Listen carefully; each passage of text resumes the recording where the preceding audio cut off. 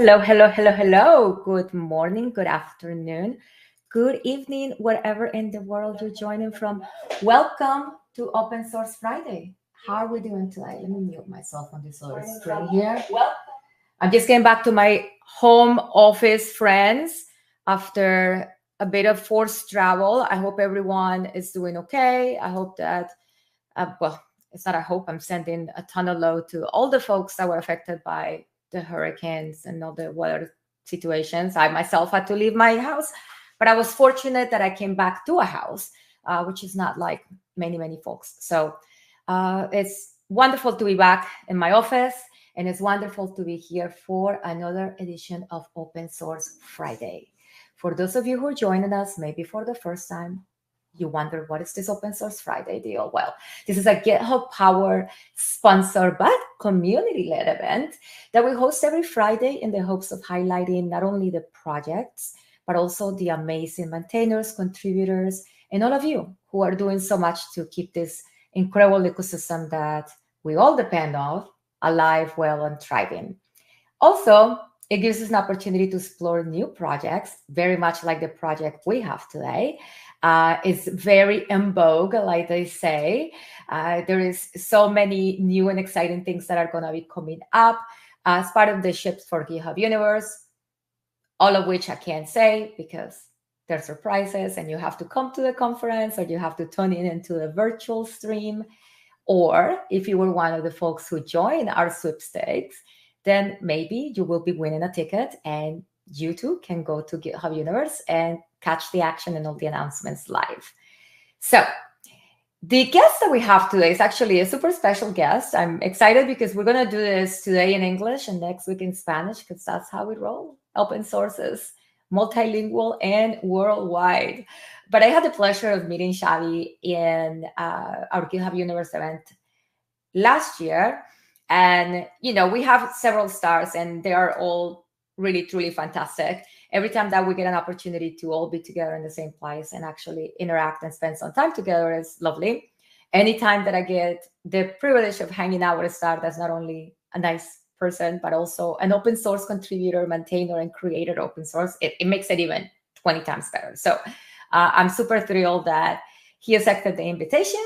And I'm going to go ahead and give him a very quick intro so that we can bring him on stage and get him to show us his amazing project. So Xavi was born in Valencia, but currently lives in Madrid. Shout out to anyone joining from Spain. Please say hello on the chat so we can say hello back to you. He's got over 7 years experience focused on cloud, Kubernetes, DevOps, QA, microservices, conversational AI, and mentoring startups. He's part of the Google for Startups program. He's also an organizer of GDG Madrid, DevOps Days Madrid, and the Alexa community in Spanish. In his spare time, which I don't understand how that is even a thing with this resume, he enjoys music, media, and friends, and he's the author of a book called The Alexa Revolution. Xavi is not only a Microsoft MVP, but also a GitHub Star, an Alexa champion, a Google developer expert, and a Google Cloud champion, innovator in machine learning, AWS community builder, and Azure content hero. And I think this is like a brief resume of all of Xavi's incredible community engagements and all the awesome things that he does. So the project that he's going to be bringing to us today is called Genkit. For all of you Firebase users, this is an open source plugin that he wrote, created, and is open source. And it does something super crucial and fun for all of you who are now accessing GitHub models and incorporating those into your applications. It creates that. It seamlessly integrates Firebase and GitHub models APIs. So without further ado, let's welcome Xavi to the stage. Hello, Xavi. Welcome. Hello, Andrea. Thanks for the introduction and thanks for having me today. Thank you so much. It's a pleasure. Thank you. Thank you for sharing your project. It's amazing that you've created and you thought of open source first. And I haven't taken a look recently to see like how's it going in terms of, you know, stars and things. But one thing that we do here at Open Source Friday is we do starter projects. So folks, please go ahead and go to this repo, leave a star for Xavi. get involved with this project, but we're going to start from the very beginning. First, I have to ask, like, what was your inspiration to create this? And also, I have to ask, because you were one of the people, I think all the stars got access to models before everyone else, right? Which is another amazing, great value of being a GitHub Star. You get to see all the cool stuff before it goes out. So what was your inspiration to create this plugin? Like, why? And then if you can give us a quick TLDR, much more eloquent than I just did. It's a thing that plugs into GitHub Models API, then I appreciate it. Yeah. So as you said, like we had like early access to GitHub models, and I was playing with it with all of them, because there are several GitHub models already in the marketplace. I will share my screen in a bit, so we will show like basically all the GitHub models are available today. And it was like GitHub models so far, like the from the developer experience and from the experience overall, like was really great. Because like you have your GitHub account, and with that you have direct access to AI models from GitHub itself and from the API, with just using a GitHub token, like the same GitHub token that you are using to interact with GitHub and all that stuff. So I was basically amazed. Like it was, like this is so easy to use. And then there's this, like another open source framework, which is Genkit from the Firebase team, that allows you to create generative AI apps very easy as well, like very easy.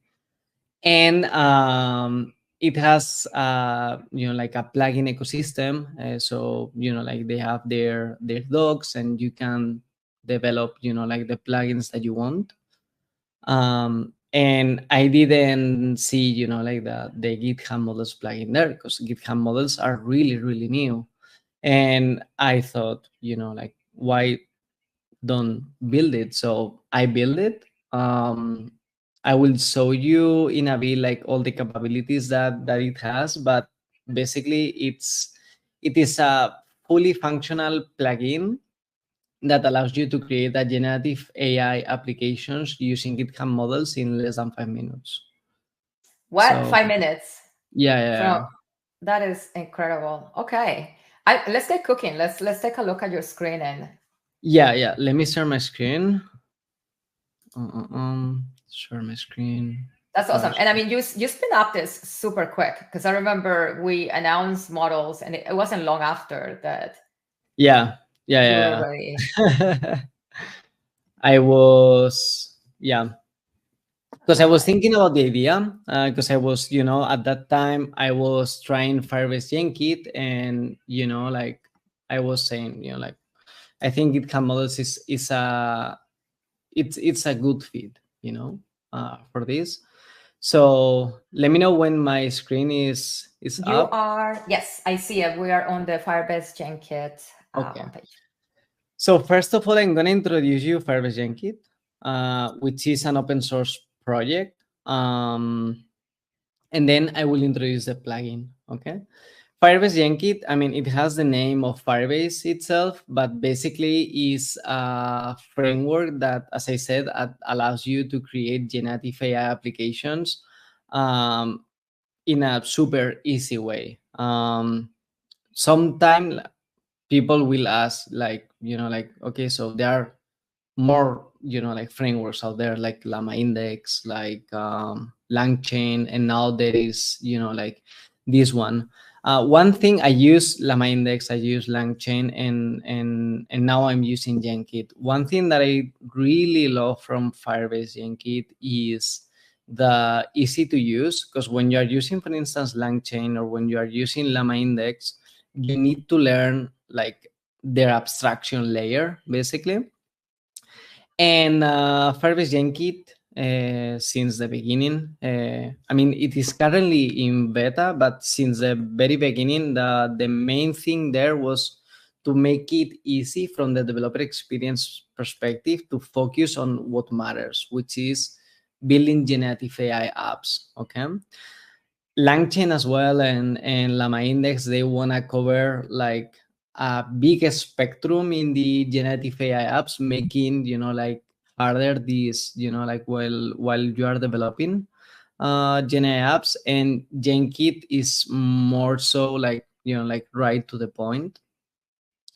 So as well, like another thing that I want to mention is that like this does not mean that Firebase Genkit is a framework that only works on Firebase functions, for example.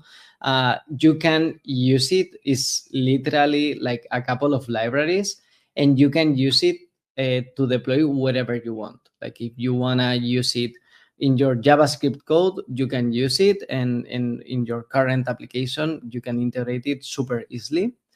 Right now, it is available on Node, like JavaScript, TypeScript, which is the one that we are gonna see today. That one is in beta, and in alpha, they have support for Golang. So the one of the cool things that have Genkit is their plugin ecosystem. Like basically, you can create different types of plugins that you can put it there, and you can connect to different models using like different LLMs, using different embedding models. There are also plugins that are for tracing. Like when we are building generative AI applications, tracing, making sure that everything is working fine, is also great. So they have basically here the docs on how to write a plugin, and they have here an example. There are also another examples that I will share in a bit, but yeah, like these are the official plugins like Google Cloud, Firebase, different vector databases, because you can use Genkit for building a retrieval augmented generation applications. Basically, if you have like a set of documents or a set of like web pages that you wanna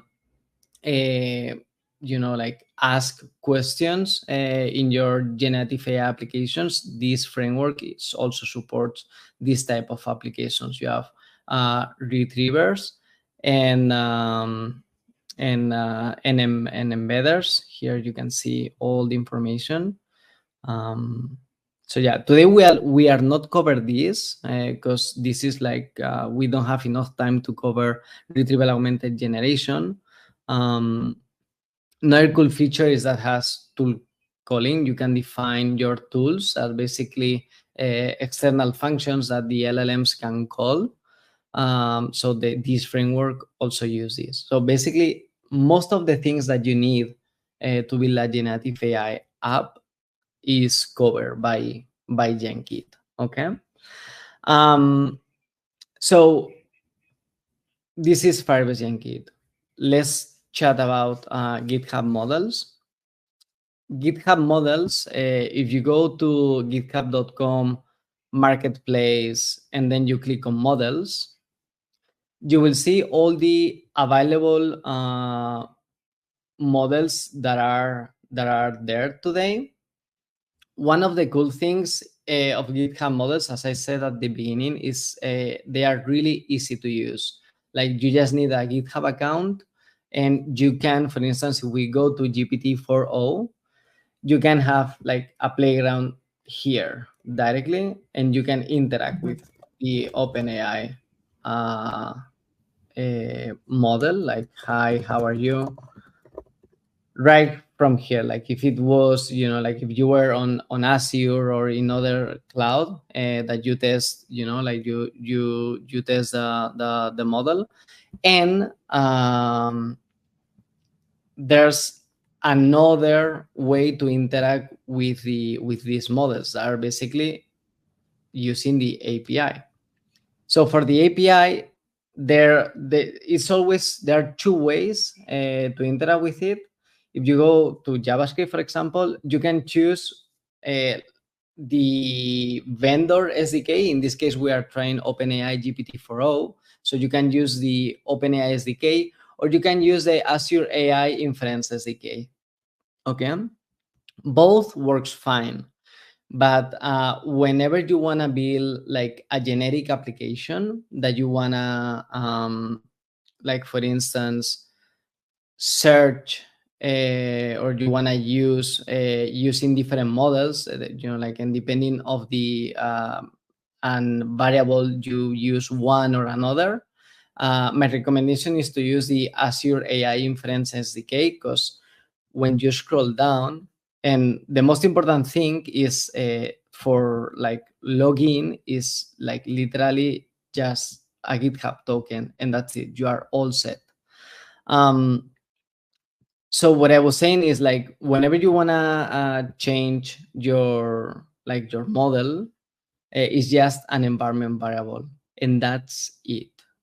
So for instance, let's say that we want to try GPT-4o mini, or we want to see how performs Cohere, or any other models that are available in GitHub Marketplace models. So it's just a model, okay?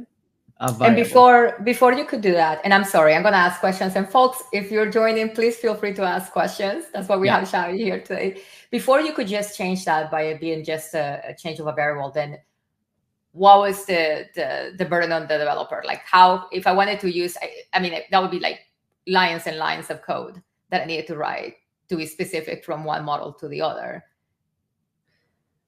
What did you mean, Andrea? So, like, for example, like here, you're showing us how we're able to test the different models, like not only on the playground, but here. But before, if I was writing an integration like this in my application, then it will have to be very specific to that. And it wouldn't be as simple as just saying, okay, now I want to change to Phi 3 or GPT mini. And so that makes it super, we could say an easy, but makes it more accessible for you to play with the models and figure out which one is the one that you could use. Like, it could be the best for your application, for your use case. Exactly.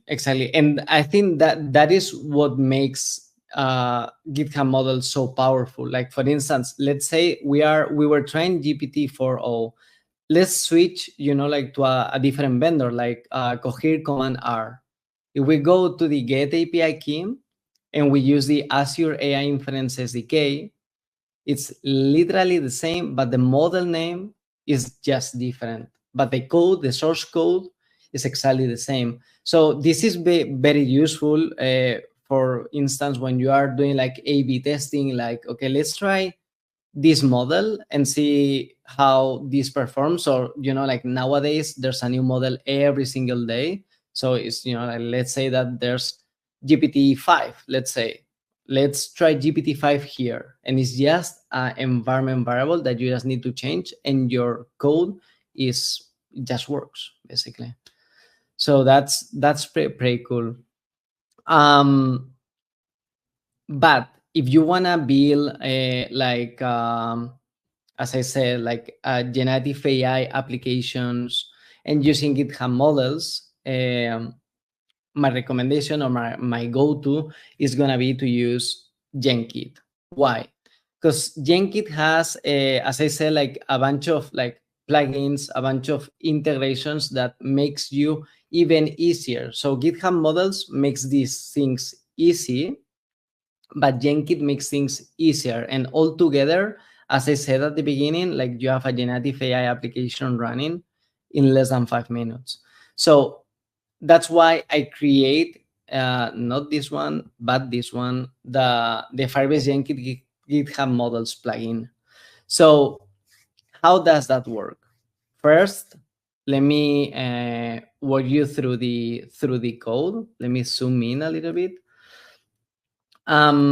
You will need to install the plugin.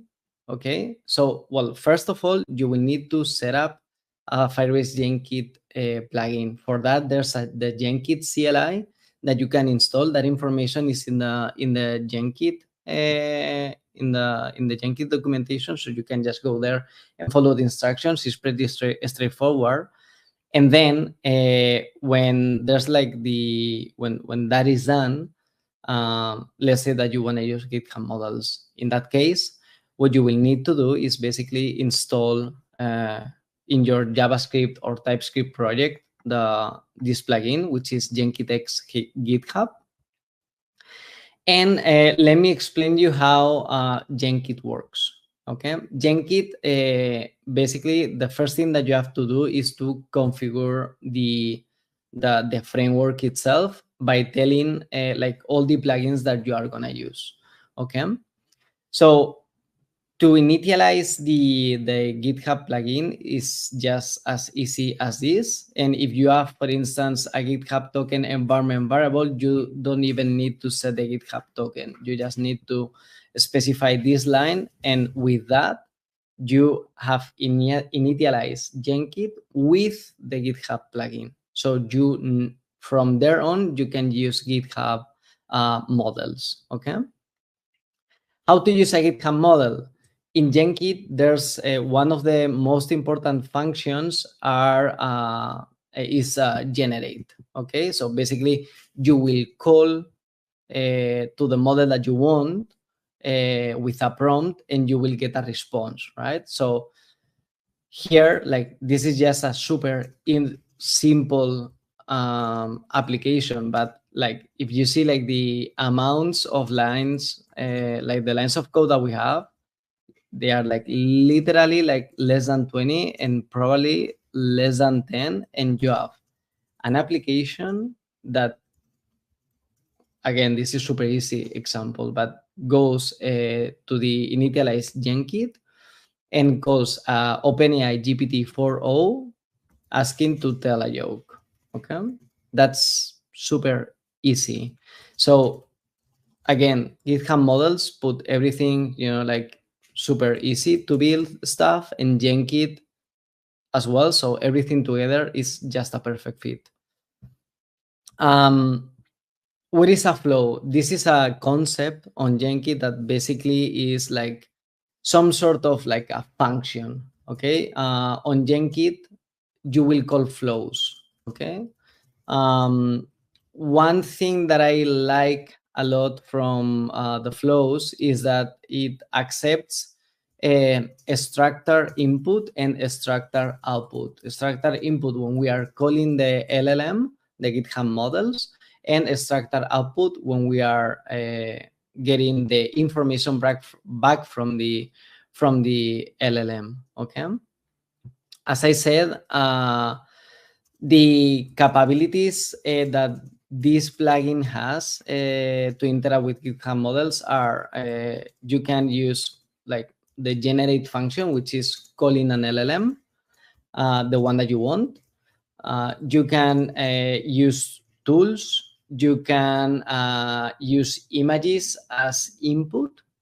Like for instance, let's say that you have, I don't know, like the classic example that I usually use is for translation.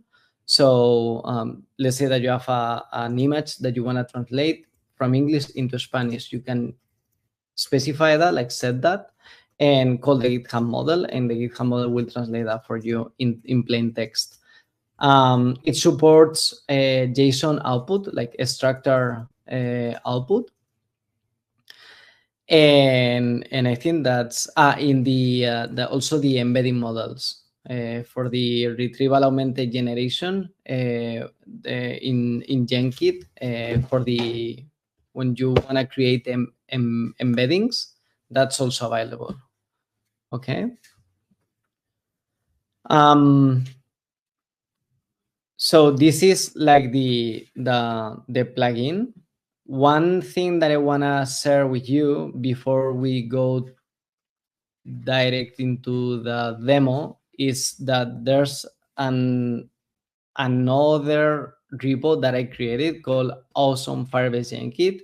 If you are not familiar with what is an awesome project, basically it's a curated list by the community where you can find like relevant information about some specific topic. In this case is Firebase Genkit.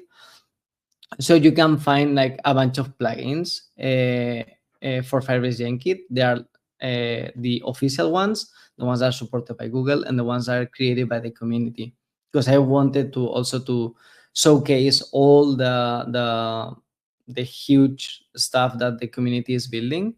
So if you click, for instance, in the official, you will see the types of plugins that you can build, like model embedding plugins, vector store plugins. These are like the vector databases that Jenkins supports, monitoring plugins, and then another plugins. Like, for instance, if you want to deploy your code in Firebase, like Firebase functions, you can do that as well. But again, Firebase Genkit doesn't mean that you have to deploy things in Firebase function. You can deploy everything wherever you want. And for instance, for the JavaScript community plugins, you have mine, the Jenkit GitHub, Anthropic, Cohere, Grok, Mistral, OpenAI, Azure OpenAI. For the vector store databases, there are a lot, like the Convex Engine, AHNSW, Quadrant, Astra, PG Vector, TIDB, Redis Vector Stores. There are a lot of things going on. Evaluator plugins, other plugins. So there are a lot of things. There are a lot of things for Golang. Since I said, like it is in alpha, you have like Vertex AI, Google AI, Olama. Those are like official plugins. And then for the community, there's one for OpenAI. The Olama plugin is also great because you can, for instance, while you are developing, you can run Olama in your laptop and use, for instance, like models like Gemma 2 billion that is not too big. So you can use that and you will not consume, like tokens in the cloud in terms of like billing and all that stuff. You will find also, like talks, videos, articles, tutorials, and yeah, all the contributions are open, of course, for like the plugin plus this awesome Firebase Genkit. So feel free to jump there. You can find them in the under my GitHub, which is github.com/shavidop. And yeah, I don't know, Andrea, you have like more questions? If no, we can go right. No, if you don't mind grabbing that link for me and put it on our private chat so I can go ahead and send it. This is an awesome like list. Like there's a thing called awesome list too, but this is awesome. Like I love that you crowdsource that. That's incredible. Thank you. Perfect. That way I can go ahead and share it with all of you. And if you know of a plugin out there that you want to contribute to this list, go ahead and that can be your contribution, friends. Or add a new one, add more resources. I love that you're giving options besides, like, just because it's Firebase doesn't mean like you have to use that. Yeah, that's the most important thing. That's why I wanted to like emphasize and clarify that, because there are a lot of since like it is under the Firebase brand and it is called Firebase Genkit, could be a little bit confusing. In fact, like I was confused, like when I was starting this, it's like, okay, this is a Gen AI framework for Firebase serverless functions, and it's not. It's just another framework like LangChain or Llama Index, but simpler and faster to iterate. That's awesome. That's awesome. Yeah, I think I don't see any questions. I just see like shout outs. Thank you, Robert, for being here. About basically the whole point, how it's making it so much easier for you to start experimenting with the models. And then Ravi's really happy that there is Golang support. So all the Golang people are very happy. Yeah. Right now. Yeah, Awesome. Golang. I mean, I am a big fan of Golang, and when I saw the announcement, it was like, oh my god! Like, thank you so much, because Golang, I don't know, like I love it. The performance that it has is super good, and you can go as lower as you want or as higher as you want, and it works just perfect. Big fan of Golang. Hey, shout out to the Golang community. All right, let's see this thing in action. I'm excited. Yeah. So okay. I prepare something for you, which is I call it Genkit NLU. Okay. What is an NLU? First of all, because we need to know what is an NLU before we go deeper. And an NLU is called like natural language understanding. Okay, is basically in the past there were like specific AI models that their main action or their main point was to try to identify the user's actions. Okay, let's say that for instance you are interacting with a chatbot. Okay, and you specify you as a user that you want to buy some shoes. Okay, the NLU what is able to, like the NLU models, what they are able to understand is that you as a user want wants a shoes. Okay, and if you specify like a brand like Nike, let's say, they will also detect that you are not only are like requesting some shoes, but also from Nike. Because I mean, right now with the LLMs we are using more and more natural language understanding, but for instance when we are building a chatbot, we want to detect what our users want, to plan accordingly. For instance, for the chatbot, if we know what the user is requesting, we can like show the type of shoes in this case that he or she wants. So what I created is basically an NLU using GitHub models and using Genkit. Okay. The project, well, I'm gonna switch to Visual Studio Code because I think that's gonna be easier. The project has two parts. This project is specifically for a Firebase function project. So it is a serverless project that you can easily deploy into your Firebase console, and it just works.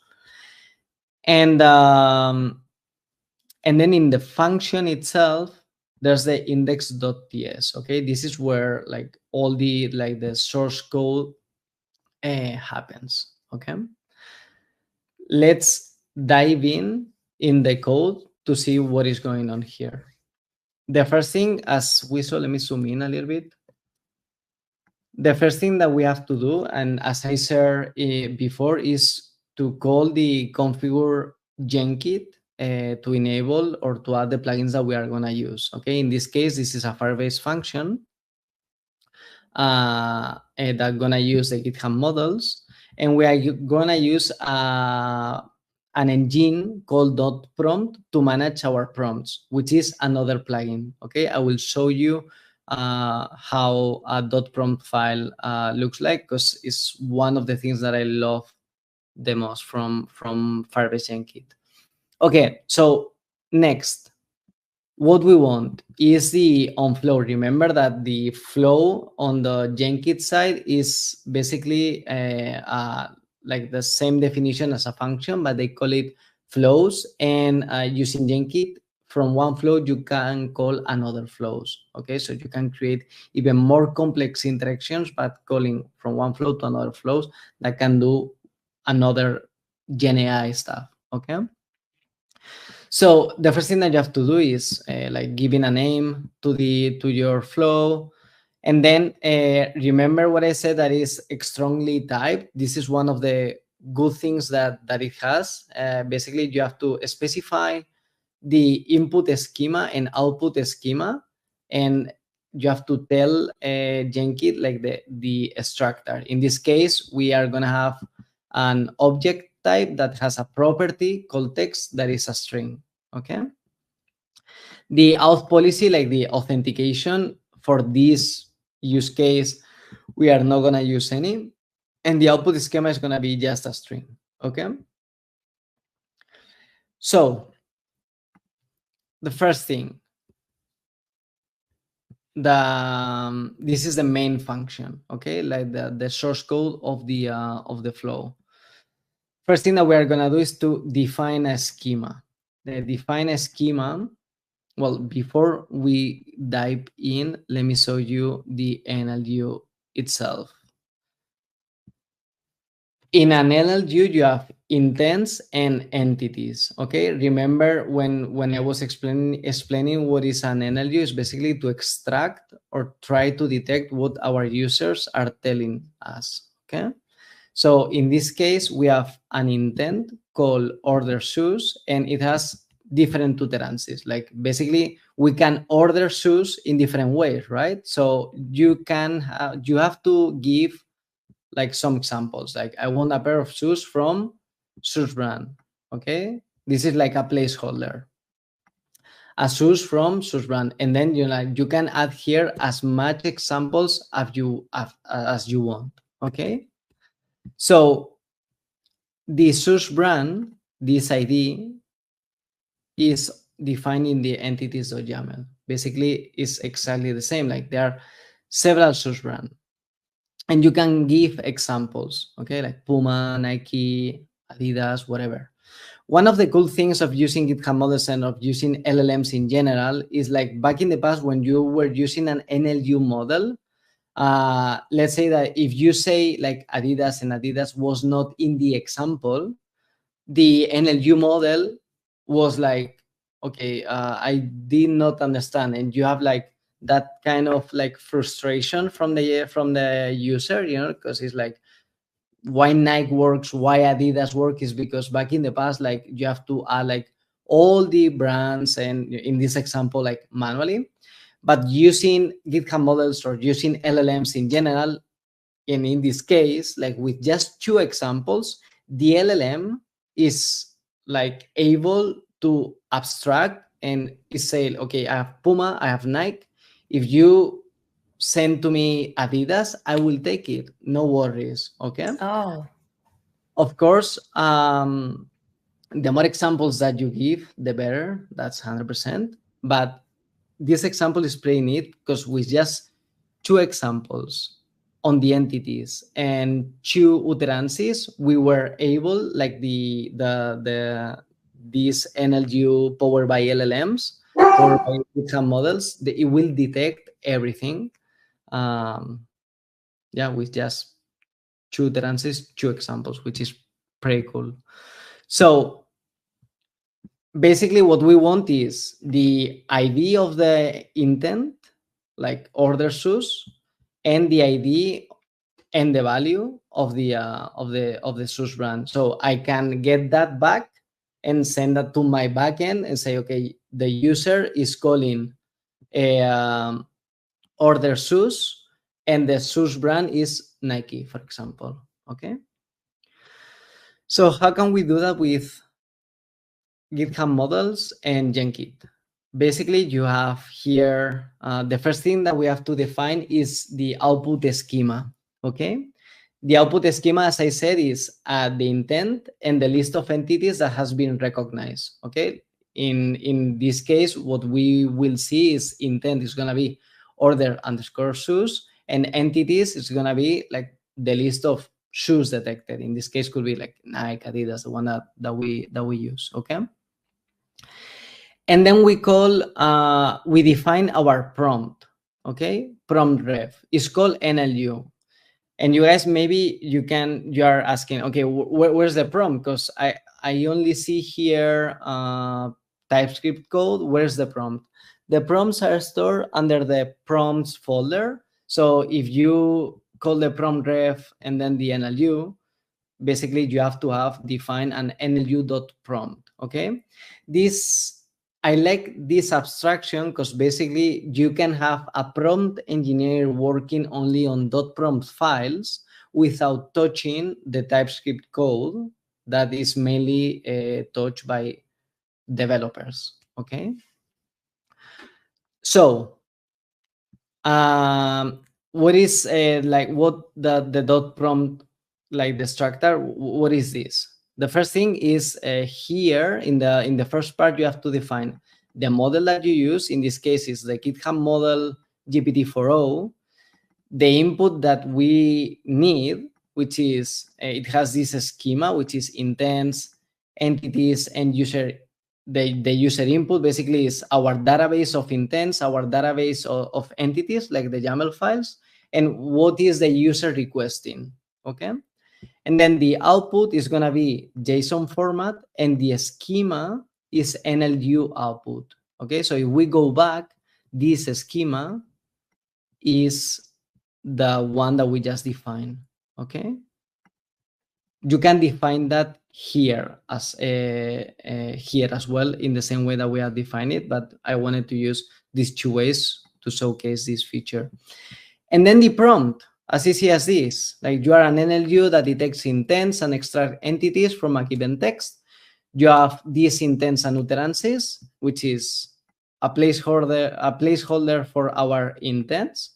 And you also have these entities, placeholder for these entities. The user says user input, which is this one. Please specify the intent detected and the entity detected, or entities, okay? So let's continue. We have here like the reference to our prompt. We read our databases, YAML, intents, and entities YAML. This is for an example, you know, like easy to use. You can put your database in, you know, like externally, for example, like using Firebase Firestore, or, you know, like, or adding this YAML into a storage and download it. And then you will call the generate function, as we saw before. And we will pass the intents, our database entities, and then what where the user is requesting, okay? And then result.output, and that's it, okay? So let's see this in action. One of the cool things that has Genkit as well is that when you are developing, they have a developer UI, okay? So you need to run two things locally. The first thing is the Firebase emulator. If you are using Firebase functions, okay? If you are using, imagine that you have like an Express application, an OJS classic application, you don't need to run the Firebase emulator. And then you have to run the Genkit start and then the attach, okay? So when you run these, like in this case, Firebase emulator and the Genkit UI, and if we go here, you have this really cool UI that is running in my laptop, and I can like use it to do whatever I want, okay, for testing purposes. So for example, here we can see under flows, the NLU flow that we just created. It shows us the dot prompt, the NLU, okay, with the, and if you want to try it from here, you can just try it from here, click on run. And also all the models that, for instance, in this case, the Genkit, the plugin that I built using GitHub models has, right now we support 23 GitHub models that are a lot. So you can click on here and you can interact with the GitHub models as well from the Firebase Genkit developer UI, which is pretty cool because everything is basically in one place. You don't have to go to the GitHub marketplace, choose the model that you want, and then interact with a playground. You can do that from here, which is pretty neat as well. So let's try this. Let's say that I want a pair of shoes from Nike. And if everything works fine, fingers crossed, here you have the LLM, the GitHub model. In this case, remember that we are using GPT-4o. It gave us an structured output. The input is also structured because I have a property called text. That one is the one that we have defined on top of this. Input schema is an object that has a property that is a string called text. That's why when you open this UI, by default you have your object empty, so you can just type whatever you want and click on run, and it just works. And then the output, which is the intent, order shoes, and the entities, and it detected that we want Nike. Remember that, of course, like we have Nike in our database. Okay, if we were an old NLU and we change Nike for Adidas, the NLU probably will say, what is this? I don't understand this. So we click on run, the LLM is able to abstract and say, okay, you don't have that in your database, but I am an LLM, large language model, so I can get that for you. And the coolest thing is that if instead of typing this in English, if we type it in Spanish, for example, yo quiero unas zapatillas de Adidas.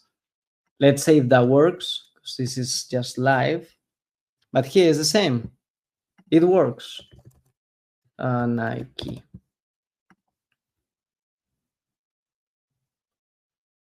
It's exactly the same. You have one database that is defined in English, because the utterances, the examples are in English, and no matter the language that you use, that everything goes, like in a big prompt to the NLU, to the LLM, sorry, to the GitHub model, and it gives you the output, which is wonderful, because back in the past, like, you cannot imagine how complex is to build something like this using classic NLUs. So yeah, So and this example that you're showing us is basically, you say it was for a chatbot, right? For like, let's say like an yeah, e-commerce site. So now if your customer is coming in and asking an inquiry with chatbot and they don't speak English, they can ask it in whatever their exactly, natural languages without it being a separate application or something else that's heavier on your website. That's fantastic. exactly. And again, like, the lines of code that we have here is less than 50, and we have, like, I mean, of course we have the prompt, and the NLU and all that stuff, but it's like TypeScript codes less than 50, and it works just like magic, which is wonderful, because, again, and going back to my pitch, using both frameworks, well, like Firebase Genkit framework that makes everything super easy, plus GitHub models that makes everything super easy as well.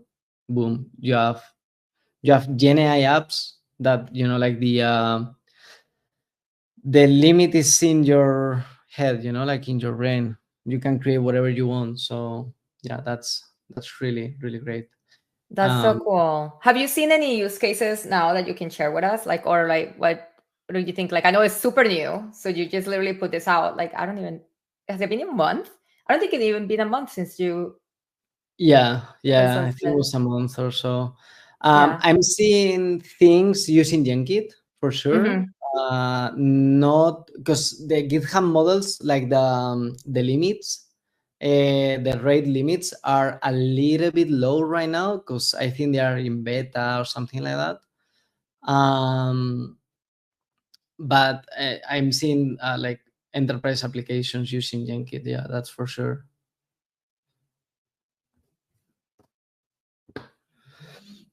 So yeah, that's pretty much it.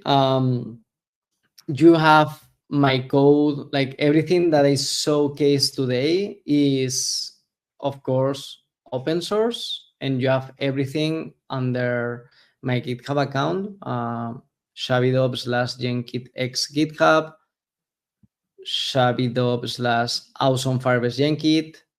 And then the showcase that we did today is the Genkit LNU. In the README, what you can find is basically what I explained step by step. You can go there and understand, like, the prompt, understand the source code, understand the usage itself, like our database of intents and entities, and how to use it. Okay. And everything is open source. So feel free to contribute, to fork, to do whatever you want. That's awesome.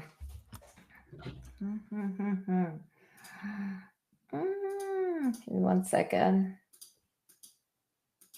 I'm lost. Let me stop setting. Well, I can just share my GitHub user. You can find me on GitHub at Xavidop and also on Twitter, which I am quite active there with the same handle at Xavidop. Awesome. Awesome. Okay. Very cool. Give me a second, Xavi. No worries. Technical difficulties here. I might need to exit and come back up. So I'm going to leave you with Xavi for a moment, folks. Don't leave. Don't leave me. I'll be right back. I think my computer has frozen on the screen where the stream is being produced and it's not letting me exit out. So in the meanwhile, Xavi, why don't you tell people how they can contribute to the project? Yeah, so basically, one thing, well, right now, like on the GitHub models, they don't support yet like models like Whisper or like image generation. Probably they will come after. So this plugin only supports image input and text input, but not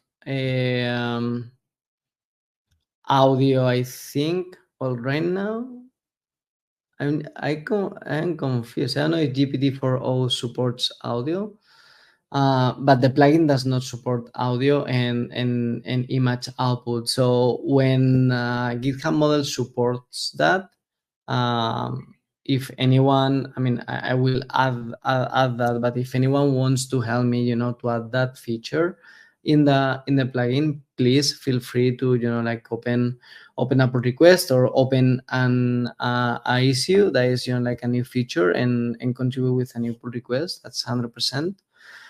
And yeah, like what I want right now is basically feedback, because like I build this the plugin itself like is getting quite trendy. I think we are having, it's around like 128 per week, and that's now, but in the past it was like around like 300 downloads per week. So I think overall we should have like 5,000 downloads. So yeah, like if you find an issue or you have like a new feature request or feedback improvement, feel free to open an issue and I will be more than happy to help you. And yeah, and also I'm excited for what is coming in this GitHub universe. So yeah, next Saturday I will be flying to San Francisco, because we are gonna do this session next week in Spanish. So for all the Spanish speakers, like make sure that you chime in, because it will be in Spanish. So if you want to ask questions in Spanish, we will reply them in Spanish. And then that's next Friday, and then next Saturday I will be flying to SF for GitHub Universe. So yeah, I'm super excited for the GitHub Universe. I know that there are a lot of things that, at least for instance, like the stars that we have tried in beta, and yeah, like everything is gonna be fantastic. So be ready for that. And it's the 10th year anniversary, so I think it's gonna be like really, really, really, really big, as you saw in the beginning, like the video that Andrea played at the very beginning. So yeah. Xavi, you're a star. Thank you. That was a little adventure. It took me a while. I'm sorry, folks. Yeah, that's never happened before. No worries. I was a little bit logged out of all my things. All of a sudden, I had to restart my machine. It was actually, I'm surprised I came back so fast. So let's see if there are any questions in the audience here. Let's take a look and see. There's a question for, well, an invitation. I don't know, Jerry wants to talk to you. Are you going to be in New York in the near future, Xavi? Oh, no, that I'm aware of, but feel free to ping me on LinkedIn. There we So go. if you are like an co-organizer of a community, I will be more than happy. In fact, I'm gonna do this, like the demo that we are seeing in a workshop using Genkit and GitHub models. I'm gonna give that workshop in Glasgow by the end of next month. So if everyone is from Glasgow, I will be there. And also in Spain, like Madrid, Valencia. But I travel a lot, so I'm open. Very cool. Xavi is open to invitations, friends. All right. And then we have a question about security. Let's see. What would your recommendation be for implementing this model for security purposes? So like vulnerability checks on libraries used for my web app. That's an Yeah, example. so that's a great question. What I'm using right now, for example, is I'm using Sonar Cloud, that basically checks for vulnerabilities in every commit, and I set up as a check for every PR. So there's like a quality gate that needs to be, like okay. So once that is okay, you are free to merge. And also GitHub has a wonderful dependable that you can enable, and the security, yeah, like there are like some security features that you can enable. So whenever you're using a dependency that has exploit, you can use it, and it's totally free. Yeah. Absolutely. Thank you for reminding us about the Panda. That's awesome. And thank you. And actually, this was a question from Javier. Thank you, Javier, for that question. Oh. Let me quickly scroll through the chat just to make sure that while I was restarting my machine, there weren't any other questions. But I take it you were able to share how to contribute, go to the repo, read the contributing guidelines, all that good stuff. Maybe a question, what's the most impactful contributions, or like what are you looking for right now the most? Do you want people to come in and try it? Like what can be something that would be like really add value to the project right now? So I would love to see like real applications using like all the stack that I saw case today. That will be really, really cool. And also it will be like something like it will fulfill myself, like seeing something live, that using some open source stuff that I built. That will be really cool. That sounds really fun. Okay, awesome. And so you showed us an example that was super specifically like, and I loved it because it's actually for the e-commerce, like it's a business, right? So it's a very real world example. Like what else can we integrate this in? Like what other web apps? I don't know what your web app is, Javier. Tell me what Javier from the chat. But what can be like for the folks that are joining in now and are thinking, well, this Yeah. is good for So my site. Like there are a lot of use cases, like I don't know, like for if you are using like you have like another chatbot for support, you can instance like deploy like all the like the knowledge base of your business, and everyone can like use GitHub models plus Genkit to interact with a chatbot that answers like users questions. You can use that like to summarize content. Like let's say that you have like a book, and you don't have time, and like you say, okay, give me a brief summary of this book or per chapter or things like that. That's something that you can do that as well using GitHub models and Genkit.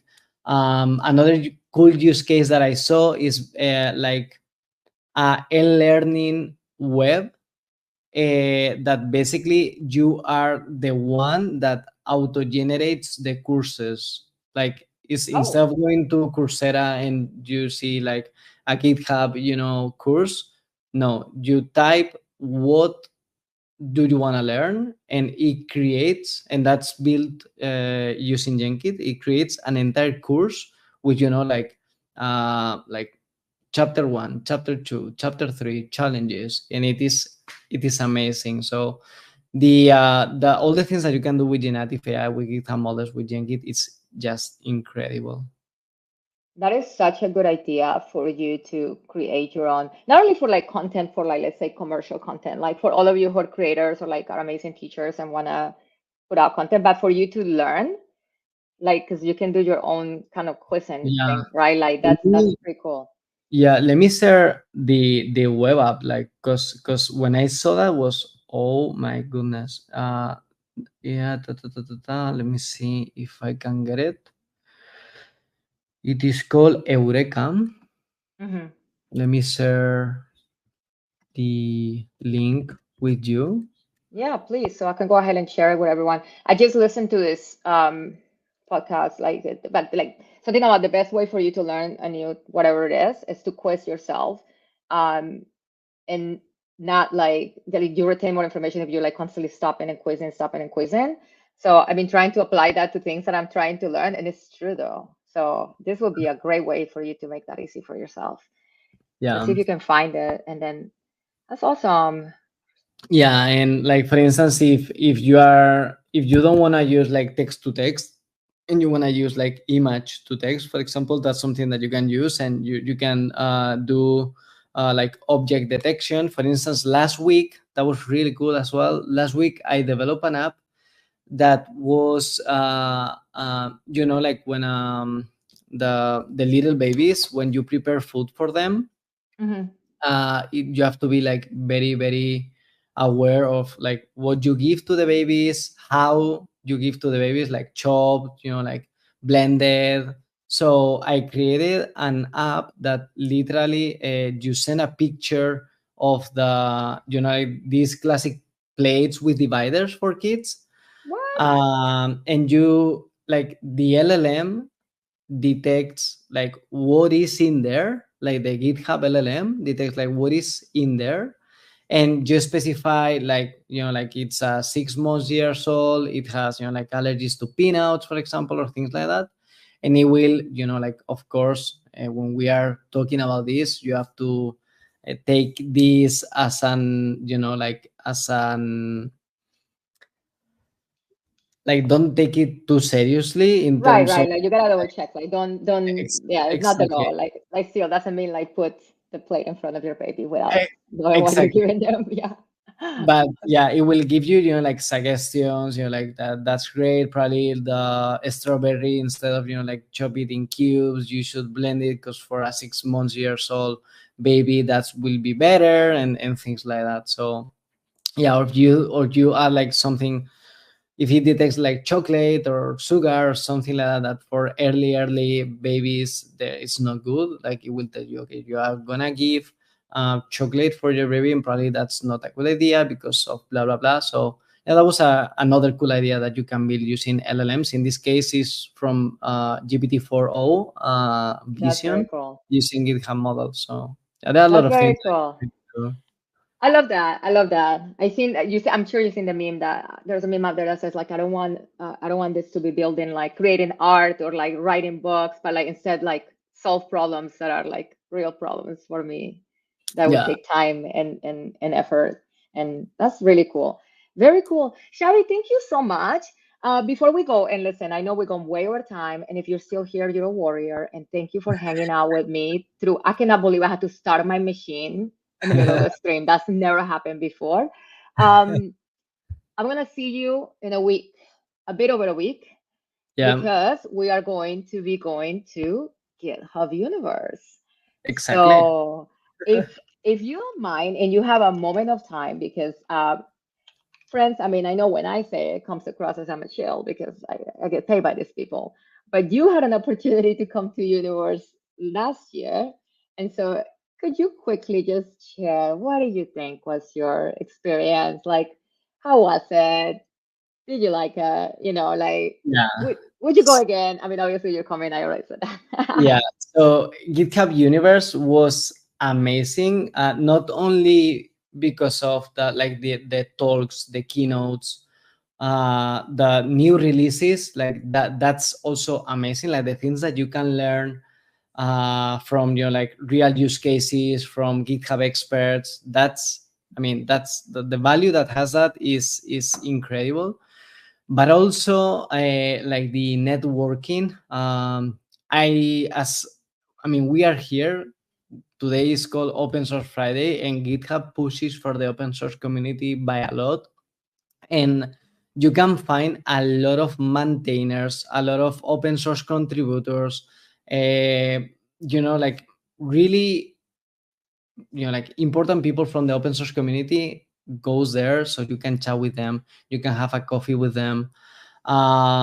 There's a launch for certifications, I think, and I think this year is gonna be there as well. So Yes. you can get a GitHub certificate there. You take an exam and boom, that's done for free. There's a GitHub store with really cool merchandising. I know that like GitHub is also good in the merchandising.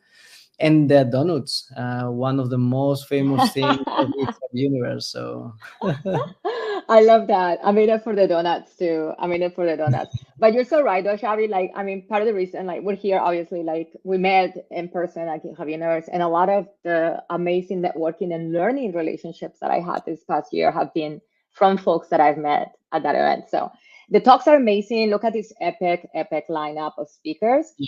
But for me, the hallway track, being able to stop, and then you're like literally like just whiplash, because you're like, oh my gosh, that's the creator of so and so. Oh my gosh, that's the one project that I love. Oh, like, and it's Exactly. so cool. And honestly, folks, I don't say this lightly. Like, people are so lovely and accessible there. So it's a great opportunity to interact with a ton of different folks, really epic folks, all within like one space. So this year is gonna be the biggest ever because it is our 10th year anniversary. I hope to see some of you there. I'm gonna be there recording some video podcasts. If you see me like wave, I'll be like in a fishbowl, but just wave. I love to meet some of you. If you have an open source project that you would like to have featured on Open Source Friday and you're not sure, maybe you wanna talk about it, let's talk about it. Like, please come by, say hi. I know there's a lot of folks from my team also. Our COO actually just said it, like, if you see me, say hi. And this is true and wholeheartedly. Like, we're there. This event is for you so that you tell us, give us the Yeah. feedback. So I love that. Let's see. And I have one more question, and then we can move on to this raffle. Let's do this raffle, Xavi, for the people that stay here. And I hope you didn't have anything else to do. It's a Friday night. You're like, it's 8 o'clock at night, Andrea. Let's close this out. But you gotta stay here with me for this. All right. So quick question. Let's see. Something about, maybe this was answered, a host page is much easier with GitHub Pages. What are the difference between hosting with Firebase and GitHub Pages? Oh, that's a good question. About, I guess, about hosting a bit more. That's a great one. Yeah.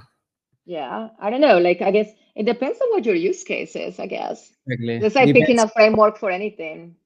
Exactly. Depends on the framework. Depends on the engine that you use. If you are using like that really depends on where both are great. I would say that's Yeah. 100%.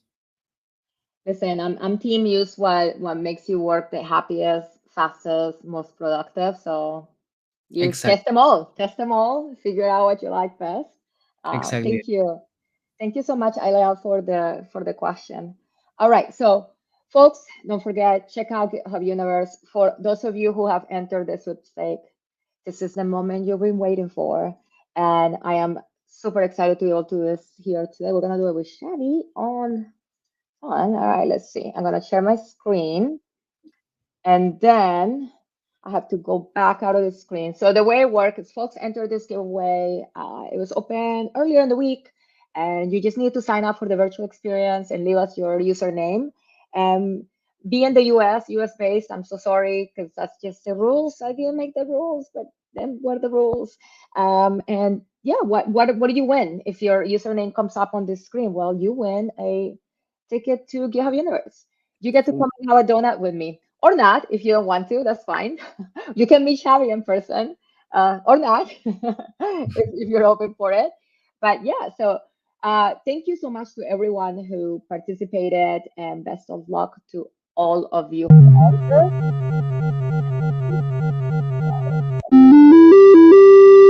And there you have it, friends. Brian Shan 561. It's your time. It's your time. Congratulations. You are now the lucky winner of a entry to GitHub Universe in person live. This is awesome. I am going to be sending you an email with details about how you can register.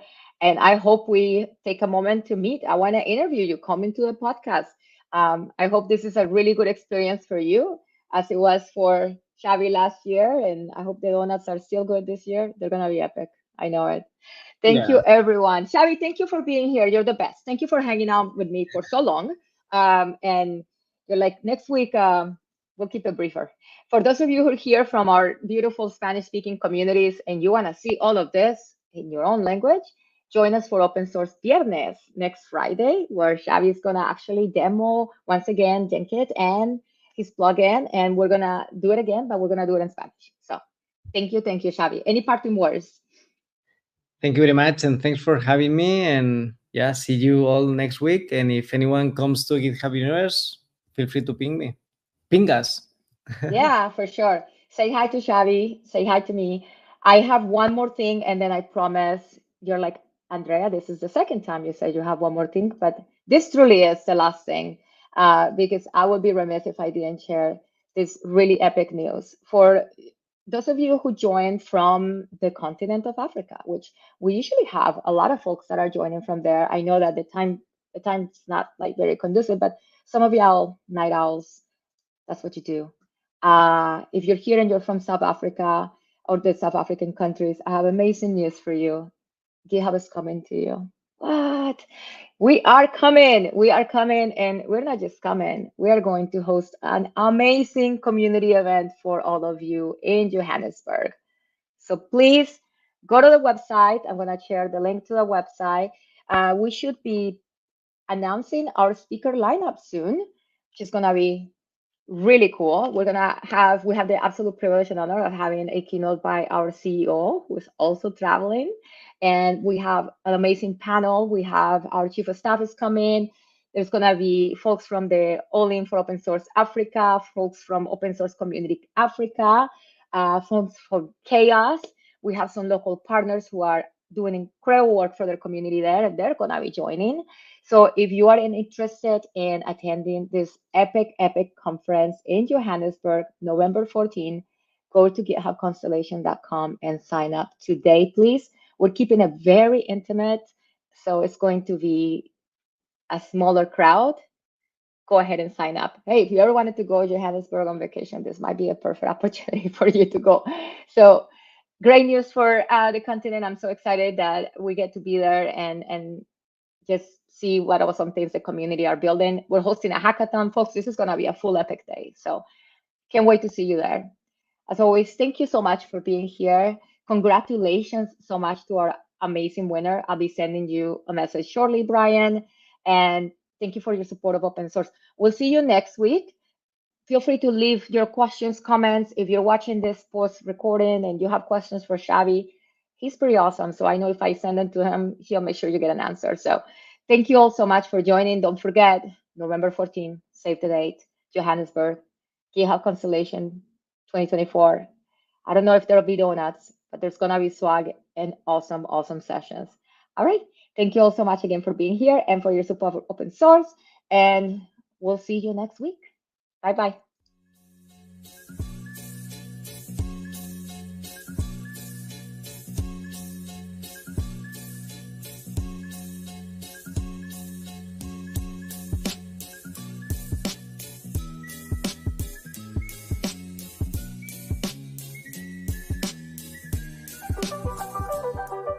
I've always, watched it virtually, but never got the chance to, come in person.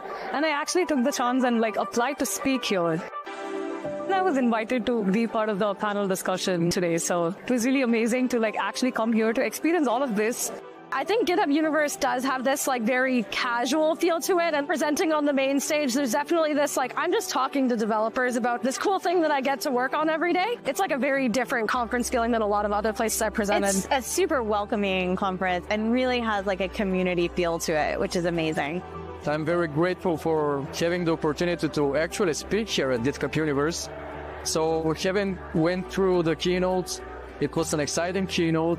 And I also delivered my session, so I'm looking forward to exploring what the new sessions are going to deliver and what things I can learn. As a speakers, we are really impressed by the coaching, and the content. The whole organization I've spoken at many conferences at this point, and most of them are more corporate driven and quite a bit larger and quite a bit just louder, frankly. But here I've made friends with many people. Everyone feels approachable, and I feel approachable too, and I've really enjoyed that experience so far.